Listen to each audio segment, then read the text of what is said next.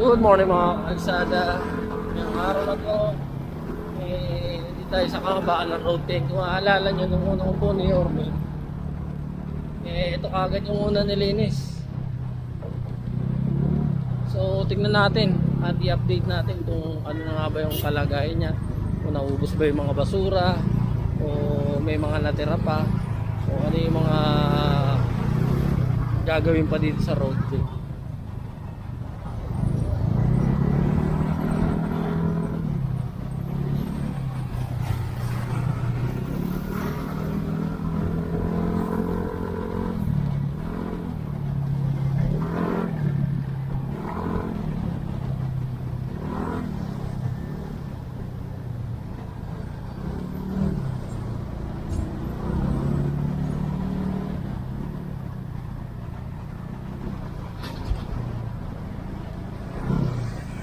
Maraming project na ang mangyayari dito sa road 10 tungkol sa mga project ni Yorme.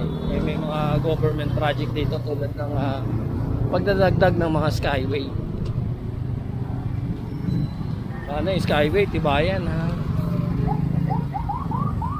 Mamaya may ano na naman, may malaglag na naman na isang tipak ng bato.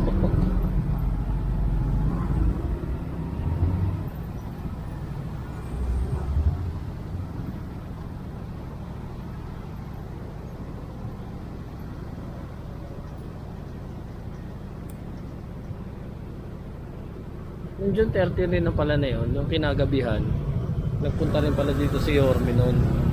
Kinausap na rin yung mga tao doon sa Happyland na sana wag sakupin yung kalsada doon sa pangangalakal ng basura. Titignan natin ngayon kung sumunod sila o hindi.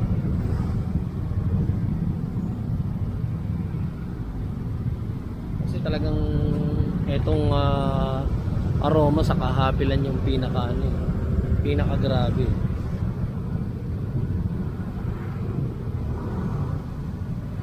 Ang pinakakawawa dito yung DPS District 1 kasi sakop nila to.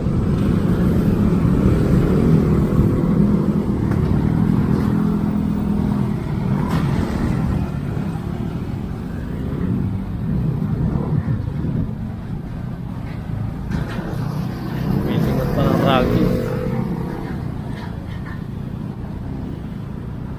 Ilan sumunod, may mga ilan na hindi. Ayan.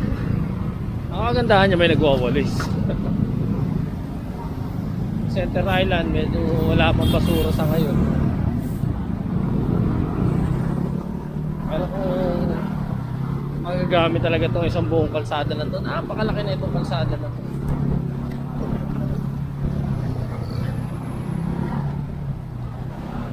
Nandito pa rin si napakasipag natin na si Boss A.K. Valdez.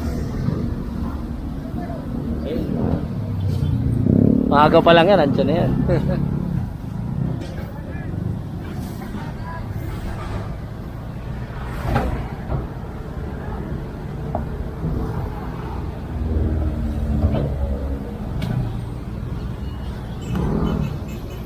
Morning, boss! Boss A.K. Ayun, siya namamahala dito. Napakagaling na leader niya.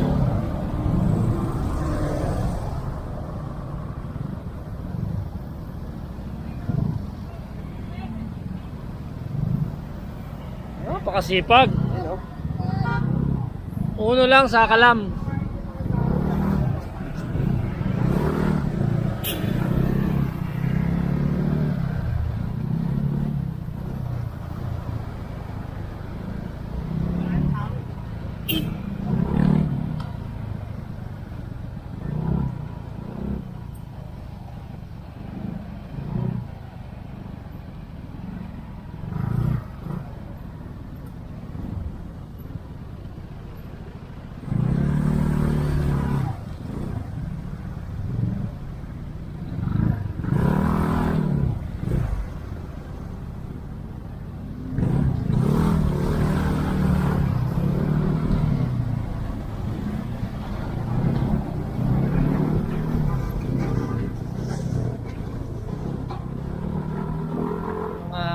ilan-ilan pang natirang basura.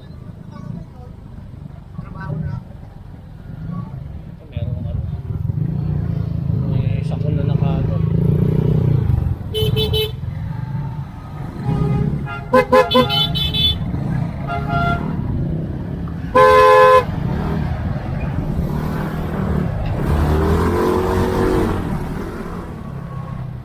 Ulong. Medyo okay naman dito, medyo malinis. Hindi kagaya ng mga nakailang araw dito talaga. Talagang grabe. May mga naka-illegal park. Tapos itong kalsada pala dito sa Kapulong ngayon ginagawa. Ni-scrape yung ano, yung spalto. So spalto ulit. Hindi nga madaming ano, both side may mga naka-illegal park na mga sidecar. Ayan. Delikado to ha. Mag-ingat kayo dito pag ano. Lalo na pag yung gulong nyo medyo luma na. Ramdam na ramdam nyo yung ano yan. Yung medyo pagka-wavy. Kumahalon. Pag ano, luma na yung gulong ng motor. Ganun pa rin dito. Mukhang ito lang ata yung ano, hindi na na-clear ni Yorme. Sana ma-clear na rin itong ano to, Kapulong. Kasi yun, no? Dati naman nagawa niya na yun. Kaya niya naman ito.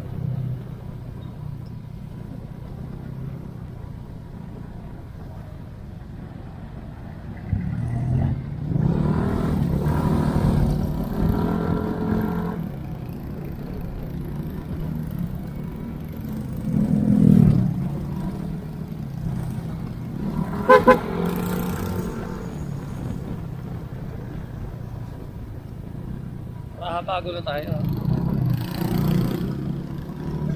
Makabago, ganun din both side marami naka-illegal park. Malaki rin itong kalsada na to.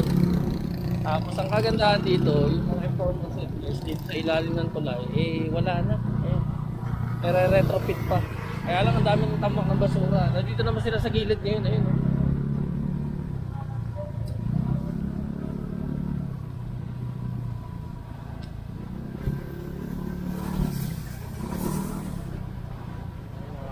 Pulis ng Rahabaki.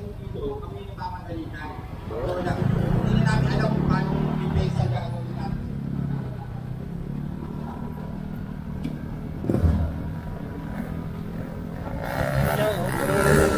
Gaano kalaki yung ano, yung kalsada ng Rahabaki. Tapos sa both side, di mga naka-illegal park. Makailang beses na rin itong clearing ng MTPP, MMDA.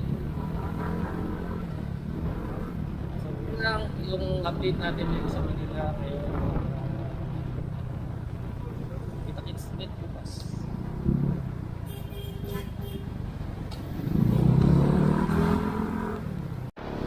Good news yung isang tambak ng mga basura noong nakaraan ubos na. Ayan pwede na ulit magtapon. Ayan ang linis.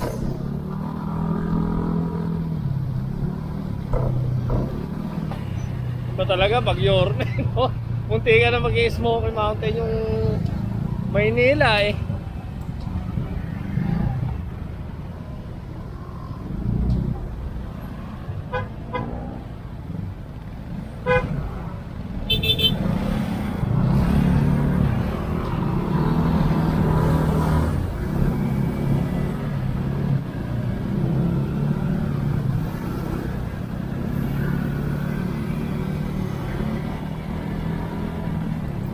Dadaanan natin yung pinakadelikadong tulay. Yung kaibigan natin na napakahusay mag-vlog si Tour from Johnny o si Johnny ko. Idol namin Joe Malone yun. Kumbaga lahat ng bagay pwede maging kwento sa kanya. Nyo yun subscribe nyo yun. Napakahusay na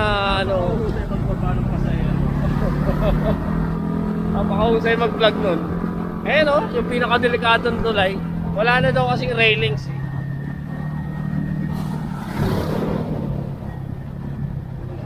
Mga informal settlers na naman dun sa baba. Ito yung mga ayaw na ayaw ni Yorme, yan o. Yung mga yan, yung mga naka-illegal park na ano na yan, container van. Kung sa delikado, siyempre, hindi ko babangga dyan.